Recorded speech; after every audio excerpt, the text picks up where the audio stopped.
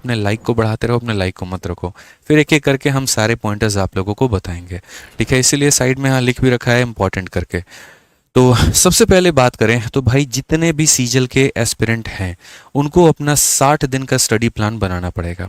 ये study plan कैसे बनेगा, किस तरीके से आप इसमें नोट करोगे, इसकी एक स्पेशल वीडियो मैं आप लोगों के लिए लेकर के आऊँगा कि 60 डेज़ का आपका स्टडी प्लान क्या होगा, कैसे आप उसको टाइम टेबल बना करके अपने सामने पेस्ट करोगे, उसमें यहाँ पर किस सब्जेक्ट के ऊपर में डेली कितना घंटा दोगे, ठीक है। अगर हम बात करें 60 दिन के स्टडी प्लान में आपको क्या पढ़ना है और क्या नहीं पढ़ना है, ठीक है, किसके ऊपर में कितना ज़्यादा टाइम देना है, एक सब्जेक्ट की कितनी किताबें लगानी है, कितनी नहीं लगानी है, ये सारी बातें। बाकी अगर आप खुद से सक्षम हैं तो आप अपना 60 दिन का खुद से स्टडी प्लान बना लीजिएगा, मैं आपसे इतना बोलूँगा। और बाकी अगर मेरी वीडियो का इंतज़ार है ताकि उससे कुछ हेल्प मिल जाए तो उसको भी ज़रूर देख लीजिएगा, वो भी बहुत जल्दी आएगा, ठीक। दूसरा बात, ये 60 दिन का स्टडी प्लान मैं पता है क्यों कह रहा हूँ, ताकि आपके दिमाग में है ना एक फिक्स हो जाए कि यार मुझे इतना पढ़ना है, मेरे पास इतने दिन है, मेरा इतना सिलेबस बाकी है, और उस हिसाब से आप डिस्ट्रीब्यूट कर लेना। कोशिश करना कि 50 दिनों के अंदर में ही आपका सारा सिलेबस कंप्लीट हो। कुछ इस तरीके का आप अपना स्टडी प्लान बनाओ। मतलब ये नहीं बोलूँगा कि पूरा सिलेबस ही तुम 50 दिन में ख़त्म कर सकते हो, लेकिन जो लेफ्ट आउट पोर्शन है उसको कोशिश करना 50 दिन में समेटने की। मैंने आखिरी के 15 दिन इसीलिए नहीं रखा क्योंकि आखिरी के 15 दिन में कोई भी पर्सन पढ़ता कम है और रिविजन ज़्यादा करता है, मॉक टेस्ट ज़्यादा लगा रहा होता है, और ये एक जेन्युइन अप्रोच होता है। तो 75 दिन के जगह पर मैंने आप लोगों के लिए 60 दिन का ही एक बैकअप रखा हुआ है, ठीक है। वो 15 दिन मैंने आपसे नहीं छुड़ाए हैं, वो आप ही के हाथ में रखा है, ताकि कुछ छूटा हो तो उसको पढ़ लेना और रिविजन कर लेना। तो जितने भी सीजीएल के स्टूडेंट हैं उनके लिए दोस्ताना पहला सलाह मेरा होगा कि आप अपना खुद का एक स्टडी प्लान बना लो, डेली का एक रूटीन बना लो कि आपको कितने घंटे पढ़ने हैं, कितना घंटा डिवोट करना है, ठीक है। दूसरा, कोशिश करो इस समय ज़्यादा से ज़्यादा अपने सिलेबस को कवर करने की, ठीक है। जैसे काफ़ी सारे बच्चे अभी इंतज़ार कर रहे हैं कि सर आप लोगों की जो सीजीएल की मैराथन आएगी हम उससे पढ़ेंगे। भाई नो डाउट वो आ रही है, और एक बहुत ही प्यारी सीरीज़ हम आप लोगों के लिए लेकर के आ रहे हैं। आज पूरा दिन उसी के ऊपर में मीटिंग हुआ है, और हमारे रैंकर्स गुरुकुल चैनल पर बहुत ही प्यारी सीरीज़ आएगी। लेकिन क्या तब तक आप उसका इंतज़ार करेंगे? तब तक आप अपनी पढ़ाई का नुकसान करेंगे? नहीं ना। अगर आपके पास में रिकॉर्डेड बैच है तो आप वहाँ से पढ़िए। आप यूट्यूब से पढ़ना चाहते हैं तो अभी हाल फिलहाल 16 दिन 16 मैराथन कंप्लीट कराई है, आप वहाँ से पढ़िए। मिक्स प्रैक्टिस करना है तो अभी मॉक टेस्ट करा रहा हूँ, वहाँ से करिए। आपका कुछ भी छूटा है वोकैबुलरी में या जो भी आपने नोट्स बनाए आप वहाँ से पढ़िए। लेकिन अभी से कम 10 से 12 घंटे की अपनी सिटिंग बनाइए, और यहाँ पर जो भी इनकम्प्लीट सिलेबस है उसे ख़त्म करो। जिस भी सब्जेक्ट में आपका सिलेबस बाकी है, अगर आपने किसी टीचर का पेड बैच ले रखा है तो उसको 2x की स्पीड पर देख देख के ख़त्म करना शुरू करो। क्योंकि अगर प्री तक सिलेबस ख़त्म नहीं किया,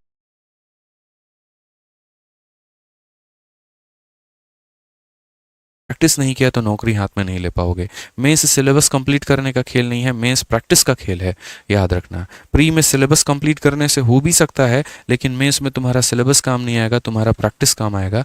इस बात को मेरे दोस्त ध्यान रखना, ठीक है। तो जितना सिलेबस वाला तांडव है वो तुम यहीं पर ख़त्म करो अपना, ठीक। तीसरा पॉइंट जो हम बोलेंगे वो ये बोलेंगे कि रिवीजन ऑफ सिलेबस।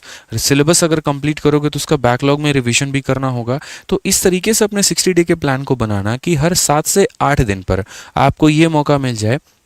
जैसे क्या करना है, 7 दिनों में 5 या 6 दिन आपको पढ़ाई करनी है, और एक सैटरडे या संडे वाला दिन पूरा डिवोट करना है कि आज कुछ नहीं पढ़ेंगे, आज सिर्फ और सिर्फ उसको रिवाइज करेंगे जो हमने आखिरी के 6 दिनों में पढ़ा है। नहीं तो भाई एक तरफ तुम पढ़ते जाओगे और दूसरी तरफ गायब होते जाएगा। परसेंटेज से प्रॉफिट लॉस में आते आते पूरा परसेंटेज खत्म हो जाएगा, अरिथमेटिक से एडवांस पर आते आते सब खत्म, नाउन से प्रोनाउन पर आते आते सब खत्म, नाउन के एरर तो लग जाएंगे, मिक्स एरर में कहानी खत्म हो जाएगी। तो इसीलिए बेहतर है कि जो पढ़ रहे हो उससे कई गुना ज़्यादा फोकस करना रिवीजन के ऊपर में। तो यहाँ पढ़ना है और यहाँ रिवाइज करना है, इस तरीके से अपने टारगेट को लेकर के चलना है, ठीक है। उसके बाद में प्रीवियस ईयर के ऊपर में अभी फोकस रहना। काफ़ी ऐसे बच्चे होते हैं, मैं पेड बैच में भी देखता हूँ, एक लड़का है अश्विन नाम का, ठीक है। आज मैं उसकी चर्चा भी यहाँ पर इतने सारे बच्चों में कर रहा हूँ। उसने ये कहा ना कि सर मेरा रूममेट जो है ना फलाने सर के पास में पढ़ता है और बड़ा टफ क्वेश्चन वो करवा रहे होते हैं। ठीक है सर, आपकी शीट में यहाँ पर है ना बहुत टफ क्वेश्चन नहीं है, तो मुझे बड़े यहाँ पर एक बार डर लग रहा होता है कि यार इतने जो कैट वैट वाले क्वेश्चन है सर, अगर मैं वो नहीं लगाऊंगा तो क्या मेरा सिलेक्शन नहीं होगा क्या। उसको मैं समझा समझा के थक गया हूँ, लेकिन वो समझने वाला नहीं है। आप अश्विन की तरह मत बनना। इसीलिए मेरे भाई, क्योंकि आप भारत में जितनी भी परीक्षा देख रहे हो ना, सारे के सारे भी प्रीवियस ईयर के ऊपर में ही हो रहे हैं। और एसएससी का परीक्षा है, आईआईटी का परीक्षा नहीं है। जिस दिन आईआईटी वाले लेवल पर आने लगा ना, तो मैं उस दिन आईआईटी वाले लेवल भी पढ़ाऊंगा आपको। ठीक है, तो अभी हम आपका क्यों फालतू का समय वेस्ट करें। आपके पास में 8 सब्जेक्ट अकेले जीएस में है, आपको इंग्लिश में ही कॉम्प्रिहेंशन अलग पढ़ना है, वोकैबुलरी अलग पढ़ना है, ग्रामर अलग पढ़ना है, तो हम आपको क्यों उतना आपका समय लेकर के बर्बाद करें। तो अभी आखिरी के 6 महीने में कहीं पर भी कोई भी ऐसी शीट, कोई भी ऐसी किताब मत लगाना जो तुम्हारे प्रीवियस ईयर से परे हो। ठीक है, थोड़ा बहुत स्टंट या किक अपने आप को दे सकते हो, लेकिन इतना भी नहीं कि तुम्हें किक लग जाए। इस बात को ध्यान रखो यहाँ पे। तो ज़्यादा जहर वहर के चक्कर में नहीं पड़ना है, कायदे से अपने प्रीवियस ईयर के ऊपर में स्टिक रह करके अपनी तैयारी करनी है। ठीक है, और आपको अश्विन जैसा बिल्कुल भी नहीं बनना, क्योंकि ऐसे बच्चे चिंता ज़्यादा करते हैं, और जितना ज़्यादा चिंता होता है ये अपने लक्ष्य से उतने ज़्यादा दूर चले जाते हैं, क्योंकि इनको अपनी करनी होती है और किसी की सुननी नहीं होती। तो भोगते भी फिर ये खुद ही हैं अपनी हरकतों से। समझ रहे हैं। आपके टीचर ने जो कहा भाई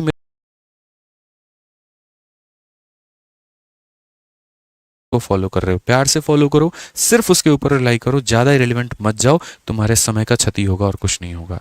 ध्यान रखना भाई। इसके अलावा जो भी बच्चे सीजल की तैयारी कर रहे हैं वो क्या करते हैं, हम बाद में मॉक टेस्ट दे देंगे, हम मोबाइल से मॉक टेस्ट दे देंगे, अरे हमारे पास लैपटॉप का साधन ही नहीं है। ठीक है ना, तो हम यहाँ पर जो है ठीक है सीधा जाकर के पेपर में ही फोड़ेंगे यहाँ पे। ये सबसे बड़ी गलती आप लोग करते हैं। अरे यार, मॉक टेस्ट ऐसी चीज़ है जो आपको एकदम ट्रैक पर रहने में काफ़ी ज़्यादा मदद करती है। मतलब ये रोड का वो डिवाइडर है जो गाड़ियों को बाहर जाने से रोक रहा होता है, जो बता रहा होता है कि तुम्हारी दिशा सीधे है, तुम्हें सीधे गाड़ी चलानी है, तुम्हें लेफ्ट राइट में नहीं देखना है। तो उसी तरीके से मॉक टेस्ट है। अब पहला बात, जो बच्चे मॉक टेस्ट नहीं दे रहे हैं वो हफ्ते में एक बार मॉक टेस्ट देना शुरू कर दो, चाहे तुम्हारा जितना भी सिलेबस कंप्लीट है। क्यों भाई, नोटिफिकेशन आ चुका है, 6 महीने आपके पास में बचे हैं। 7 दिन में अगर यहाँ पर एक दिन में 24 घंटे होते हैं, उस 24 घंटे में भी अगर एक घंटे का मॉक टेस्ट दे दोगे तो कोई मर तो नहीं जाओगे ना। ठीक है, समझो इस बात को लेकर के। तो कम से कम शुरू में यहाँ पर एक मॉक टेस्ट तो अभी से देना शुरू कर दो, क्योंकि अगर तुम एकदम बिगनर हो तो ये वाला पेपर तुम्हारे लिए ऐसे भी नहीं है, लेकिन अगर थोड़ी बहुत तैयारी तुम्हारी है तो ये पेपर है। और अगर ये पेपर है तो इसके लिए अभी से ही अपना मॉक टेस्ट का जो है वो एक तरीके से आदत लगाना शुरू कर दो। अभी रिसेंट में क्या करना है, सिर्फ हफ्ते में एक मॉक टेस्ट देना है। जैसे जैसे ये समय कम होता चला जाएगा वैसे वैसे आप अपने उस हफ्ते को ऑल्टरनेट डेज पर लेकर आना, फिर उसको डेली लेकर के आना, और फिर बाद में दिन में 2 टाइम अपना मॉक टेस्ट लगाना। तो ऐसा नहीं होता कि अभी से दिन में 2-2 मॉक टेस्ट देना, बिल्कुल भी नहीं। एक लय होता है, एक तरीका होता है। हमने पेपर निकाला है भाई, 5-5 सरकारी नौकरियां निकाली हैं, अच्छे रैंक के साथ निकाली हैं, ऑल इंडिया रैंक 114 रहा है, हर पेपर में 50-50-50 रहे हैं, कम से कम 700-800 मॉक मैंने दिए हुए हैं। तो उसका एक एक्सपीरियंस है जो मैं आपके साथ में शेयर कर रहा हूँ।